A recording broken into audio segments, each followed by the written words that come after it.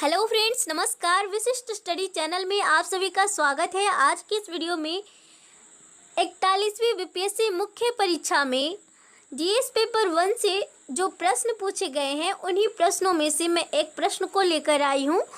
प्रश्न है, इस निष्कर्ष का निवारण कठिन है कि 1857 का तथाकथित प्रथम राष्ट्रीय संग्राम न तो प्रथम है, न राष्ट्रीय और न स्वतंत्रता संग्राम ही। समीक्षा कीजिए। तो आइए इस प्रश्न का उत्तर देखते हैं। पहले किसी प्रश्न का 3 पार्ट होता है, इंट्रोडक्शन, बॉडी और कॉन्क्लूजन। तो सबसे पहले भूमिका देखते हैं। इस प्रश्न का भूमिका हम लोग इस प्रकार से लिख सकते हैं। 1857 का विद्रोह के स्वरूप पर विचार करते हुए कुछ विद्वानों ने इसे प्रथम राष्ट्रीय संग्राम की संज्ञा दी है, जबकि आर.सी. मजूमदार ने इसे न तो प्रथम, न राष्ट्रीय और न ही स्वतंत्रता संघर्ष माना है। तो पहले जो पार्ट था न तो प्रथम, तो इसे देख लेते हैं। न तो प्रथम, पूर्व में भी सैनिक विद्रोह, कृषक विद्रोह एवं जनजाति आंदोलन होते रहते थे। यह जन आंदोलन विरोध मूलक ही थे। और अगला था न ही राष्ट्रीय। न ही राष्ट्रीय तो सीमित वर्ग, इसमें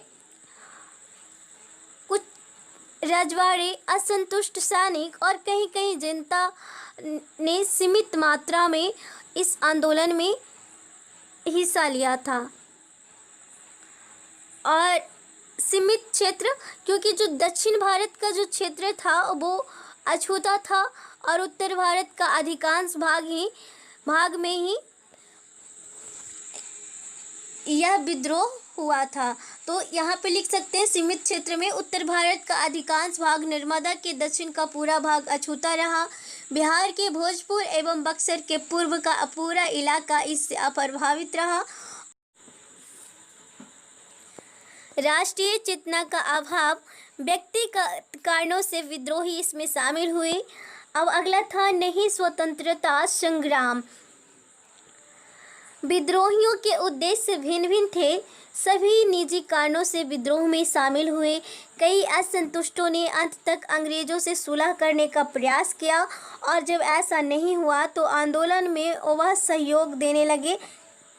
यानी प्रारंभ में इन स्वतंत्रता उद्देश्य नहीं था, लेकिन इन तमाम सीमाओं के बावजूद इस तथ्य से इनकार नहीं किया जा सकता कि प्रथम बार भारतीय समाज के असंतुष्ट वर्गों ने इतने व्यापक स्तर पर औपनिवेशिक सत्ता के विरुद्ध विद्रोह को आरंभ किया। इसे भले ही न तो प्रथम, न राष्ट्रीय, न स्वतंत्रता संग्राम माना जाए, लेकिन ब्रिटिश सत्ता के विरोध की परंपरा में यह महत्वपूर्ण बिंदु है, इससे इनकार नहीं किया जा सकता।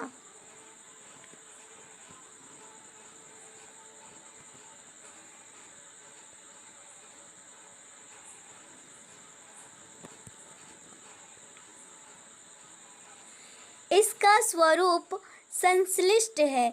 कभी यह हिस्सा सैनिक विद्रोह प्रतीत होता है, कभी यह धार्मिक विद्रोह का आभास देता है, तो कभी इसमें कृषक विद्रोह एवं जन विद्रोह के बीच भी दृष्टिगोचर होते हैं।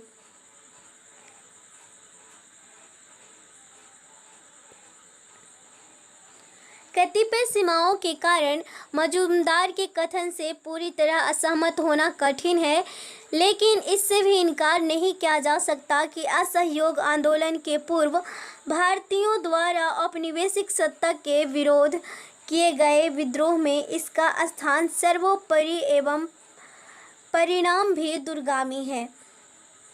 भले ही यह राष्ट्रीय न माना जाए, लेकिन यह राष्ट्रवाद का चिर प्रेरणा स्रोत बन गया।